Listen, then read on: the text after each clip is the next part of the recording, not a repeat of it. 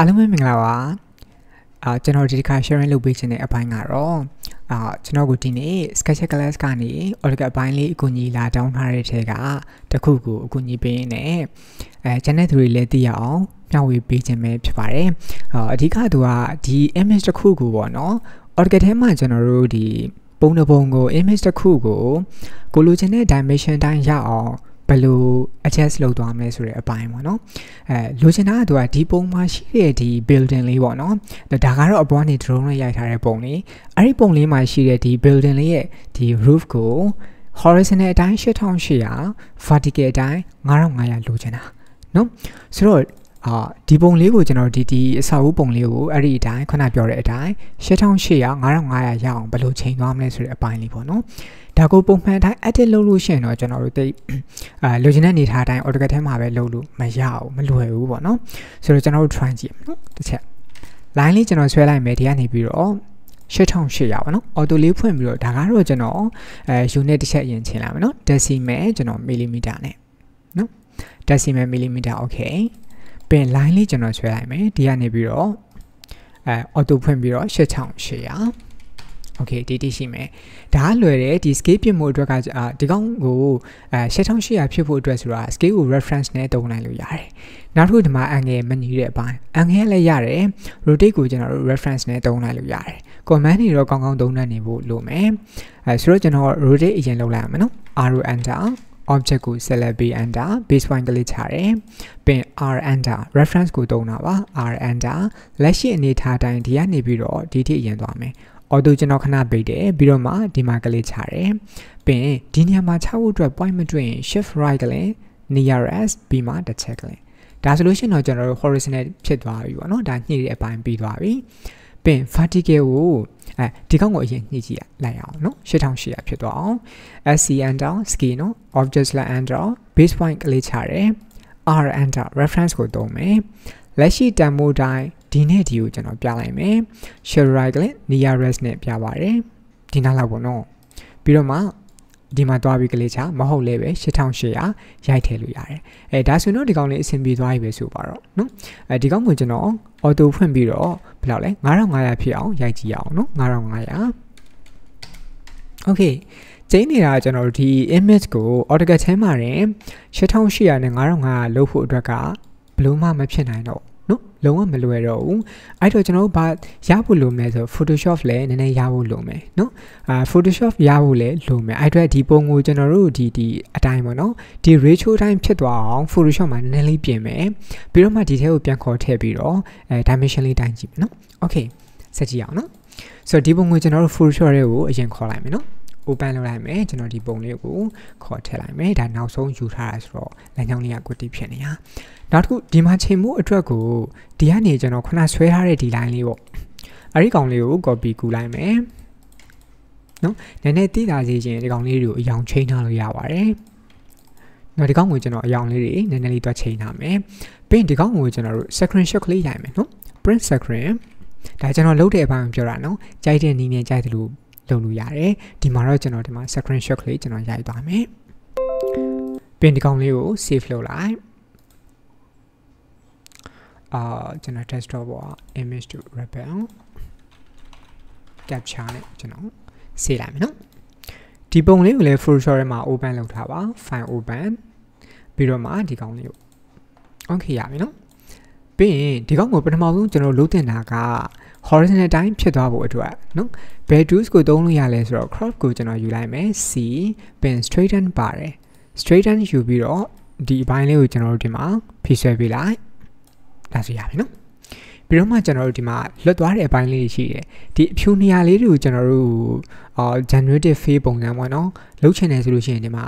content aware တုံးလို့ရတယ်ကျွန်တော်တို့ Photoshop aware တုံးတဲ့သူတွေVita version ကို trial နဲ့တုံးနေတဲ့သူတွေဆိုတော့ generative fill generative expand တုံးလို့ရတယ်ဒါဆိုတော့ပို့ပြီးတော့တက်တက်ရက်ကလေးရှိတာပေါ့နော်ဒီမှာတော့ကျွန်တော်တို့ကဒီတိုင်းတုံးတာဖြစ်တဲ့အတွက် content aware လောက်နေပဲတွားလိုက်မယ်okay ဒါဆိုနေလေကြည့်ပြောရှိအောင်သူလုပ်ပြီးသွားတယ်အဆင်ပြေတယ်နော်ဒါဆိုဒီကောင်လေး horizontal တိုင်းတော့ဖြစ်သွားပြီနော်ဖြစ်သွားပြီဆိုလို့ရှိရင်ကျွန်တော်နောက်တစ်ဆင့်ပြင်ရမှာကဒီမှာ capture လုပ်ထားတဲ့ပုံလေးကိုကျွန်တော် move to နဲ့ drag and drop လုပ်လိုက်မယ် ရပြီရလာပြီဆိုကျွန်တော်ဒီ AutoCAD window ကအမဲကိုခဏ hide ကြည့်ခြင်းတဲ့အတွက် layer blending mode ပေါ့နော် layer blending mode မှာကျွန်တော်တို့ဒီမှာ screen ကိုကောက်ချင်းပေးလိုက်ဒါဆိုဒီမှာဒီလိုလေးတွေ့ရမယ်ဒါမှမဟုတ်လဲ opacity ဘာညာ short လိုက်လေးရတယ်ပေါ့နော်ပြီးရင်ကျွန်တော်ဒီတောင်းလေးကိုတစ်ချက်ထောက်လိုက်မယ်ဒါမျိုးလေးပေါ့လိုလေးသွားလိုက်မယ်နော်ဒီလောက်ဆိုအဆင်ပြေတယ်ပြီးမှအဓိကညှိရမှာဒီ horizontal အတိုင်းနော် horizontal အတိုင်းညှိရမယ်ဆိုတာထက်ကျွန်တော်တို့ဒီပုံလေးကိုပေါ့နော်ညှိရမှာဒီပုံမဟုတ်ဘူးနော်ဒီပုံကိုကျွန်တော် lock ချထားလို့တော့မရဘူးဘာမှတော့မထိဘူးဒီကောင်ကိုဒါကိုပဲပြင်မှာဆိုတော့ဒီကောင်ကိုတော့ unlock လုပ်ပြီးလို့ရှိရင်သူ့ကိုရွေးပြီးတော့ကျွန်တော် control T နဲ့ transform ခေါ်မယ်ပင်းတော့ချက်မယ်ပေါ့နော်ပင်းချက်မယ်ဒီကောင်ကိုကျွန်တော် shift နဲ့ပဲထိန်းပြီးချက်သွားမယ် down လေးကနေချက်သွားမယ်နော်ပင်းဒီ down ကိုကျွန်တော်ပြန်ကပ်ပြီးတော့ကိုလိုလို adjust လုပ်သွားမယ်နည်းနည်းလေးဒီကောင်ကိုညှိပြီးတော့ချိန်သွားမယ်ဒီမှာနည်းနည်းလေးလိုအောင်မယ်နော်ဆိုတော့ဒီကောင်ကိုကျွန်တော်ချက်မယ်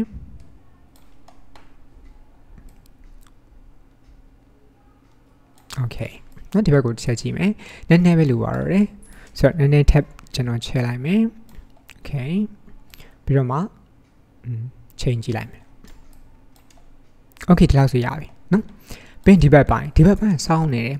စောင်းနေတော့ကျွန်တော်ဘယ်လိုပြန်ပြင်လို့ရလဲဆိုတော့ဒီပုံကိုပဲကျွန်တော် transform ဝင်တဲ့အချိန်မှာ right click screw ကိုသုံးပါတယ် screw ဆိုတာရိုင်းပေးတာနော် screw ပြီးဒီအပိုင်းလေးကိုကျွန်တော်ဒီမှာ desktopဒီလိုရိုင်းတာနော်အရိုင်းတော့မရိုင်းဘူးနည်းနည်းလေးဒီကောင်လေးကိုကျွန်တော် parallel ဖြစ်သွားရပြီဒီလောက်ဆိုအဆင်ပြေပြီနော်အဆင်ပြေပြီအဲ့လိုမရိုင်းရင်ပါလေတခုလုပ်လို့ရတယ်ကျွန်တော် control set နဲ့နောက်ပြန်ဆော်လိုက်မယ်နော်ဒီကောင်ကို set key ရင်ပြန်တာ vertical key ပေါ့နော် vertical key ကိုကျွန်တော်ဒီကနေပြင်လိုက်မယ်ဒီကောင်ကိုခုန screw ဖြစ်နေတော့ transform ပြန်ပြောင်းမယ်နော် free transform vertical key ကိုအရင်ပြင်တာနော် vertical key ကိုအရင်ပြင်တာဒီကောင်လေးကိုကျွန်တော်နည်းနည်းလေး adjust လုပ်မယ်နည်းနည်းလေးလိုအောင်မယ်နော် vertical key နည်းနည်းလေးလိုအောင်မယ် Okay ဒီလောက်ဆိုတာနည်းနည်းလေးပဲလိုတော့မယ်ရပြီနော်adjust လုပ်လိုက်ဒီလောက်ဆိုတော်တော်လေးအဆင်ပြေသွားပြီ vertical တိုင်းအဆင်ပြေပြီကျွန်တော်တို့အတွက် arrow key လေးနဲ့ adjust လုပ်နော်ရတယ်ဒီလောက်ဆိုရပြီနော်ဒီလောက်ဆိုရပြီပြီးရင်ဒီဘက်ပိုင်းရိုင်းတဲ့အပိုင်းကခုနပြောတဲ့ right click screw ကိုသုံးမယ်ပြီးဒီကနေရိုင်းဖြည်းဖြည်းချင်းရိုင်းသွားတော်ပြီဒီလောက်ဆိုရပြီနော်ဒီလောက်ဆိုရပြီနည်းနည်းလေးဒီကောင်နဲ့ parallel ဖြစ်သွားအောင်ဒီလိုလေးရိုင်းပေး Okay ပြီးတော့မှ move tool လေးနဲ့သုံးပြီးလိုက်ဒီဘက်ကိုသွားလိုက်ဒါဆိုတော့ကျွန်တော်တို့ပုံလေးကတော်တော်ကြီးအဆင်ပြေသွားပြီဒီဘက်ကိုအဆင်ပြေသွားပြီပေါ့နော်အဲ့လိုအနေထားမျိုးရပြီဆိုတော့မှကျွန်တော် enter ခေါက်ချလိုက် accept လုပ်လိုက်ဒါဆိုပြီးသွားပြီနော်ပြီးရင်ဒီကောင်ကိုကျွန်တော်အမှိုက်ပုံနဲ့ဆွဲချလိုက်နော် sorry ဒီမှာ lock ဖွင့်ထားလို့နော်ကျွန်တော်အမှိုက်ပုံနဲ့ဆွဲချလိုက်မျက်လုံးပိတ်ထားလိုက်ရတယ်နော်ပြီးရင်ဒီပုံလေးကိုကျွန်တော်တို့ export လုပ်လိုက်တော့ရပါပြီ file နဲ့ကနေ export save as လည်းရတယ်နော် export as png တောင်းမှု jpeg တခုနဲ့ပေါ့လေ export ပြင်ဒီထဲမှာပဲကျွန်တော်တို့img4 ကတခုပေါ့နော်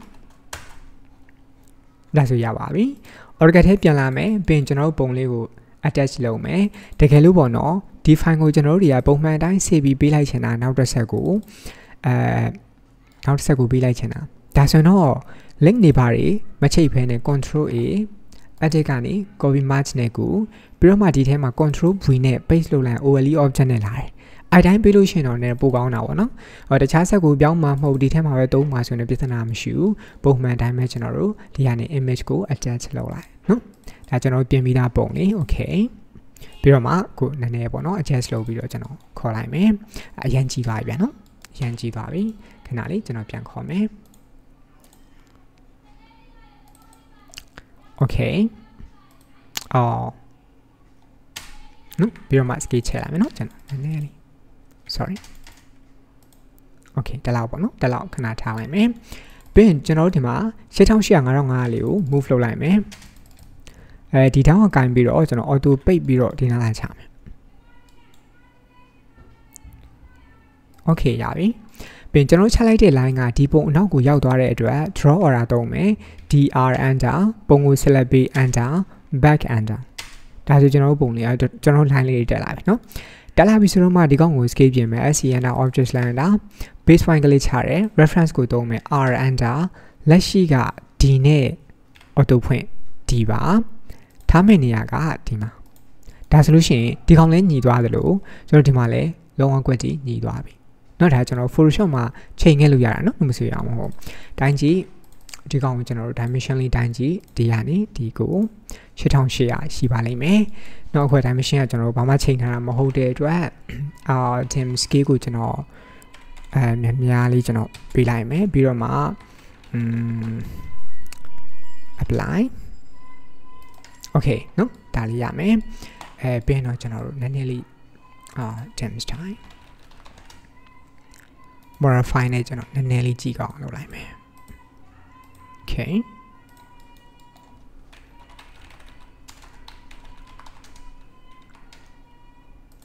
okay เนาะဒါလေးရပြီ8800ဒီမှာက9000နဲ့900ဒါဆိုတော့ကျွန်တော်တို့ဒီပုံလေးကိုကျွန်တော်လိုချင်တဲ့ dimension အတိုင်းဝင်အောင်ပေါ့နော်ပြင်လို့ရသွားပြီပြင်တဲ့ဘိုင်းလေးပြီးသွားပြီအဲ့တော့အဓိက software တွေကိုလည်းကျွန်တော်တို့တစ်ခုချင်းစီကိုနည်းနည်းလေးသုံးသပ်ထားမယ်ပြင်တစ်ခုနဲ့တစ်ခုလည်းချိတ်ဆက်ပြီးတော့သုံးသပ်ကြမယ်ဒီဘိုင်းနေသုံးသပ်ပြီးဆိုလို့ရှိရင်တော့ဒါအရင်အခက်အခဲမဟုတ်ဘူးလောက်တော့ပါလိမ့်မယ်ပေါ့နော် okay ဒီလောက်ဆိုတော့ကျွန်တော်တို့ image တစ်ခုကို AutoCAD ထဲမှာကိုလိုချင်တဲ့ dimension အတိုင်းဝင်အောင်ဘယ်လိုလုပ်မလဲဆိုတဲ့အပိုင်းတွေသိလောက်ပြီလို့ထင်ပါတယ် okay ကျေးဇူးတင်ပါတယ်